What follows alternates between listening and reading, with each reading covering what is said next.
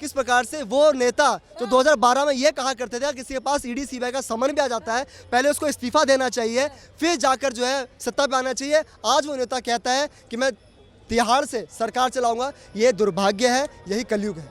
तू इधर उधर की बात ना कर, तू ये बता काफिला लूटा कैसे। अच्छा। यानी ये बताओ कि आपने चोरी मकारी कैसे नहीं करी है, जनता को ये बताओ, जनता को विश्वास दिलवाओ कि आपने चोरी मकारी कैसे नहीं करी है। ये कह देना कि यार ये मेरे को पकड़ने आ रहे हैं, ये मेरे को पकड़ने, यार ये कहाँ तक बात जायज है। देखिए, समनों को इग्नोर करने का नतीजा आज ये हुआ है कि केजरीवाल जी को जो है ईडी ने अपने शिकंजे में घेर लिया है और अब ये डिमांड की जा रही है ईडी की तरफ से कि जी भैया 10 दिन दीजिए हमें, क्योंकि हमको जो है पूरा पूछताछ करना है, पूरा निचोड़ना है कि जो सत्य है वो निकले।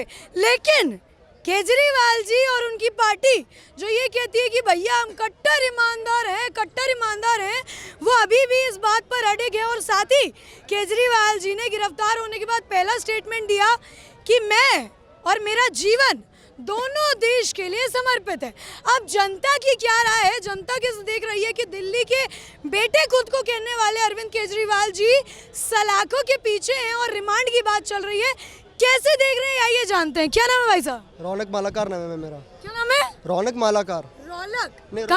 रौनक कहाँ के रहने वाले हैं? मैं दिल्ली के ही रहने वाला। दिल्ली के रहने वाले हैं। आपके दिल्ली के केजरीवाल जी चले गए हैं सलाखों के पीछे, क्या कहेंगे? भाजपा फंसा रही है, चुनाव का डर है या क्या उसके पीछे का कारण है? देखिए, मैं आम आदमी पार्टी वालों से ये कहना चाहूँगा और जितने भी केजरीवाल जी का पक्ष ले रहे हैं, तू इधर उधर की बात ना कर, ये बता कि काफिला कहाँ लुटा।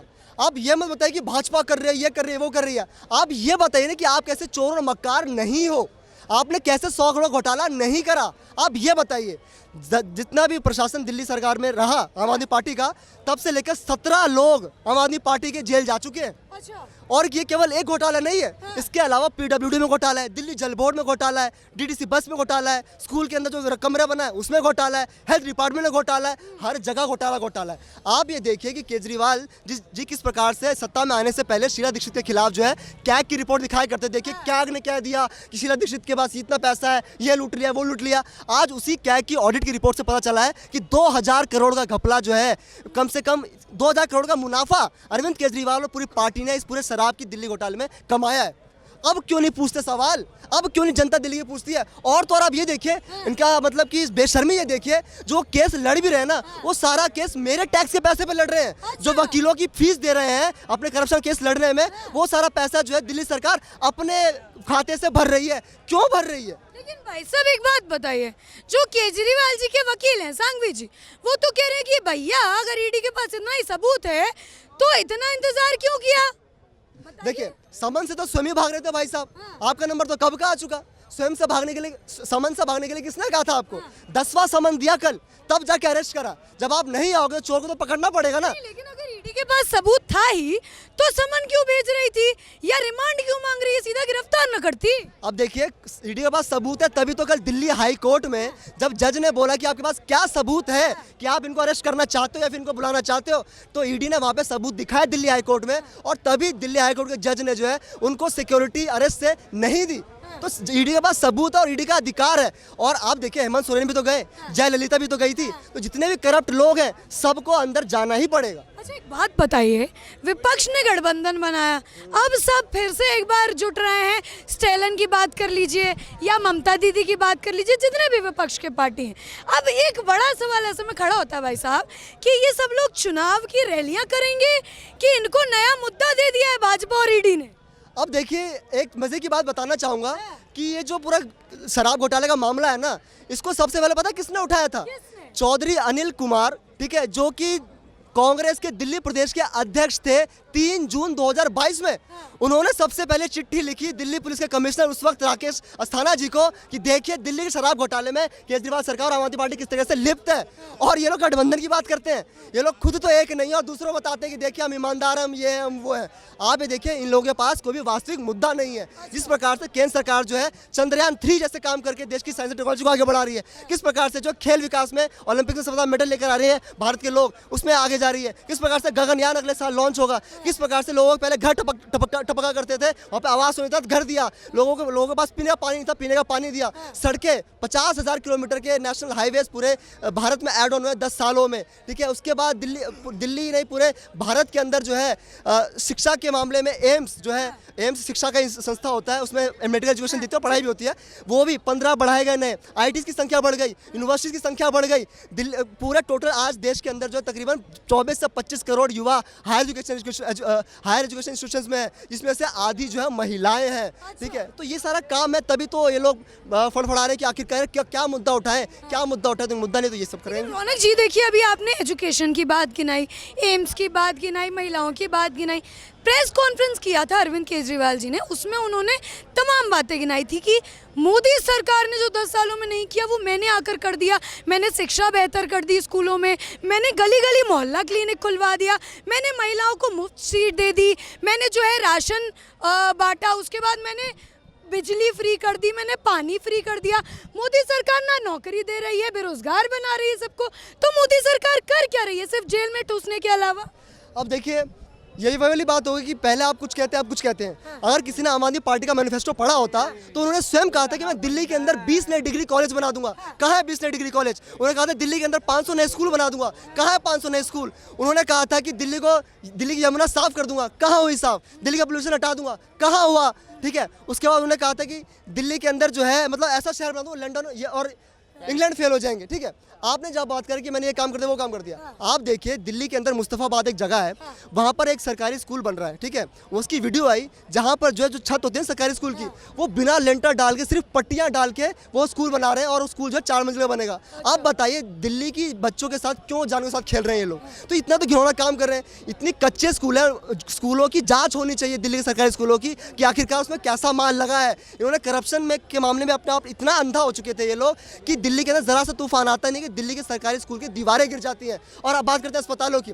अस्पताल के अंदर का तो ये हाल है कि वहाँ पर पेन किलर देके बच्चों को भगा दिया जा रहा है। दिल्ली के शास्त्री नगर में वहाँ पे सरकारी स्कूल के अंदर बच्चे के साथ 11 साल के बच्चे के साथ किंतन के साथ झड़प होती है, उस बच्चे की मृत्यु हो जाती है। जब वो बच्चा दिल्ली के सरकारी अस्पताल दीपचंद बंधु अस्पताल में जाता है, उसको पेन किलर देके भेज दिया जाता है, और 9 दिन बाद उस बच्चे की दुखद मृत्यु हो जाती है। तो ये तो सच्चाई है दिल्ली की शिक्षा व्यवस्था और दिल्ली की हेल्थ व्यवस्था की। देखिए, केजरीवाल जी गिरफ्तार होने के बाद स्टेटमेंट दे रहे हैं ना कि मेरा जीवन देश के लिए समर्पित है।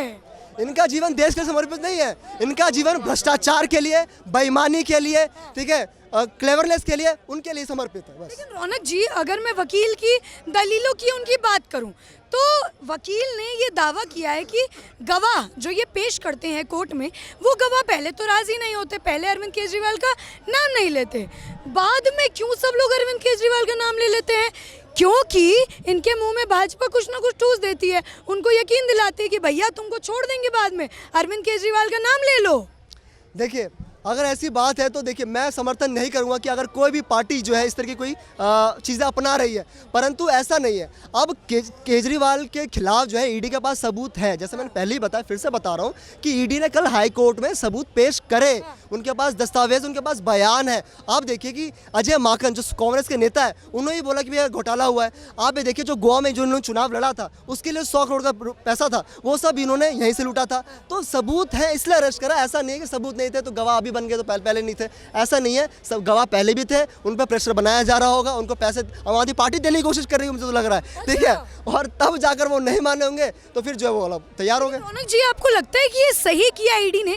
मतलब ईडी के पास गिरफ्तार करने का हक है, लेकिन गिरफ्तार करना ही क्या एक समाधान है? क्योंकि सिटिंग सीएम है केजरीवाल जी, उनको गद्दी से पकड़कर घसीटकर जेल में ले गए हैं, क्या ये सही है? क्योंकि वकील भी यही बात कर रहे हैं। देखिए, चोरों के साथ ऐसा व्यवहार होना चाहिए। मैं इसका समर्थन करता हूँ। जब आपको 9 समन मिलेगा, आपको बुलाया इसलिए जा रहा था कि भाई साहब एक बार आइए, पूछताछ करते हैं और अपने आप दलील रखिए, क्या आपका पक्ष है। जब आप आओगे ही नहीं तो चोर को तो अंततः पकड़ने जाना ही पड़ेगा ना पुलिस को। किसको चोर बता रहे हैं? अरविंद केजरीवाल चोर है, कट्टर ईमानदार है भाई साहब, वो कट्टर भ्रष्ट है। दिल्ली की जनता को उन्होंने तड़पाया है। कोरोना काल में जब दिल्ली जनता मर रही थी, आप क्या कर रहे थे? जब दिल्ली को जो है जब नाले का पानी पिला रहे हैं तो आप क्या कर रहे हैं? जब दिल्ली की जो पोल्यूशन गैस चैम्बर बना रहे हैं तो आप क्या कर रहे हैं? कुछ नहीं कर रहे, आपने केवल पैसा खाया है, इसलिए जो ईडी आपको पकड़ के ले जा रही है। लग रहा है जेल से सरकार चलेगी अगर चले गए तो? अब देखिए दिल्ली की जनता का दुर्भाग्य देखिए किस प्रकार से वो नेता जो 2012 में ये कहा करते थे किसी के पास ईडी सीबीआई का समन भी आ जाता है पहले उसको इस्तीफा देना चाहिए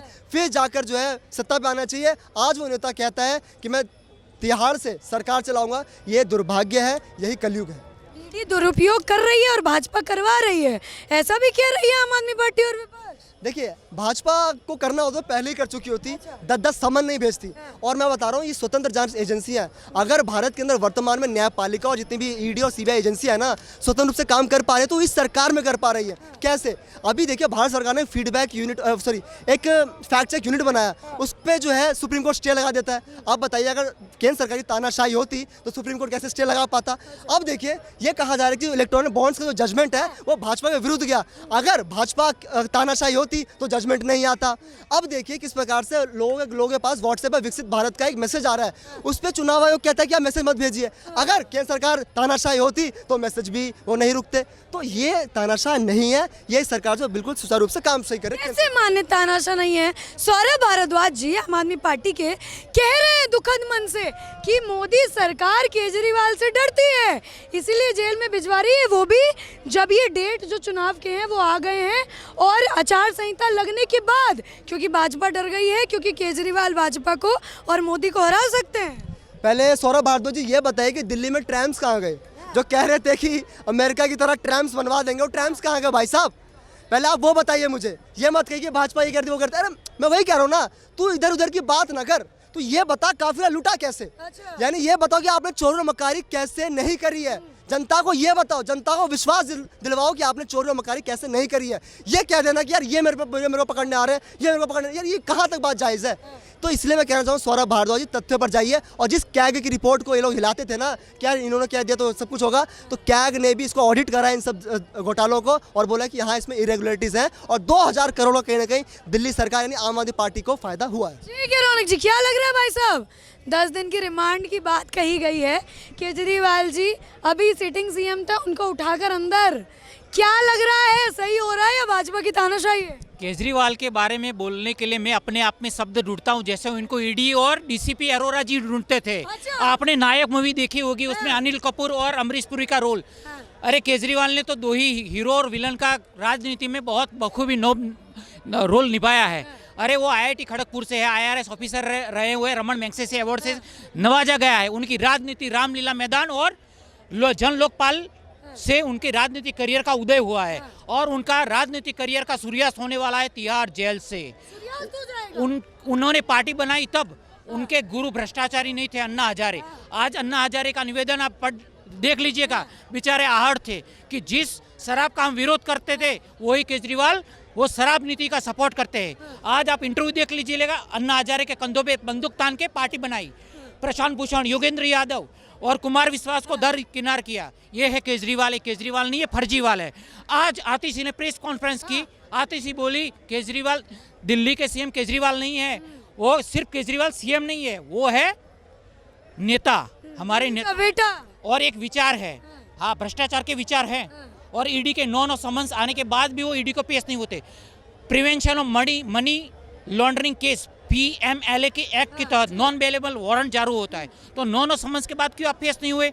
आप ये के कविता, ये नायर, विवेक नायर, रमेश मुगटा, राघव मुगटा, एक ये सरकारी गवाह नहीं बन रहे। 100 करोड़ रुपए के कविता सरकारी गवाह बनने जा रही है, तो पूरा पुख्ता सबूत है, ऑडियो टेप है। तो सरकारी गवाह की अगर मैं बात करूं तो जो केजरीवाल के वकील हैं सांघवी जी, उन्होंने तो खुले तौर पर कहा कि ये लोग जो गवाह बन रहे हैं इनको भाजपा ये कह देती है कि तुमको छोड़ देंगे, तुम बस केजरीवाल का नाम ले दो, चाहे विजय नायर की बात कीजिए, चाहे आप किसी अन्य गवाह की बात कीजिए। सांघवी जी ने खुले तौर पर ये कह दिया है। अरे मायावती का केस हो, उमा भारती का केस हो, जयललिता का हो या लालू जी का हो, ईडी, सीबीआई, सेंट्रल इंटेलिजेंस, जितनी केंद्रीय जांच एजेंसी, किसको बिना पुख्ता सबूत गिरफ्तार किसी को नहीं किया। उनके पास पुख्ता सबूत होते तभी। अरे वो बोलते थे ईडी को क्वेश्चन मैं दूंगा, इंट्रोगेशन कैसे करना है। अरे ऐसे भला होता है? पहले बोलते थे 2 कमरों में रहूंगा, ये करूंगा। क्या भ्रष्टाचार से लिप्त हमारी पार्टी में पाए जाएंगे तो हम उनको दरकिनार करेंगे। वो तो मनीष सिसोदिया, सत्येंद्र जैन और संजय सिंह का सपोर्ट में बैठे थे। लेकिन भाई साहब एक बात बताइए, जैसे कि उनके वकील ने कहा सांघवी जी ने कि अगर इतने ही सबूत थे तो आप रिमांड क्यों मांग रहे हैं, सीधा गिरफ्तार कर लेते। इतना क्यों इंतजार किया, वो भी तब जब आचार संहिता लग गई है। इसलिए तो बोला ना, ईडी जब बुलाती थी, अरे डीसीपी अरोरा जी 2-2 दिन पहरा किया तो हाथ में नहीं आए। अरे वो हनुमानगढ़ होशियारगढ़ भाग गए थे विपासना करने, सबको याद है। और उन्होंने एक कैंपेन चलाया था, मैं भी केजरीवाल जन हस्ताक्षर अभियान, मैं भी केजरीवाल जन संवाद। अरे मैं भी केजरीवाल जन संवाद अभियान 1-2 बार ईडी से भी जन संवाद कर लेते तो ये नौबत नहीं आती। अच्छा। और जैसे उनका राजनीतिक करियर का जन लोकपाल और रामलीला से हुआ है, राजनीतिक करियर का सूर्यास्त होने जा रहा है तिहाड़ जेल में ठीक है। मंत्रियों के साथ।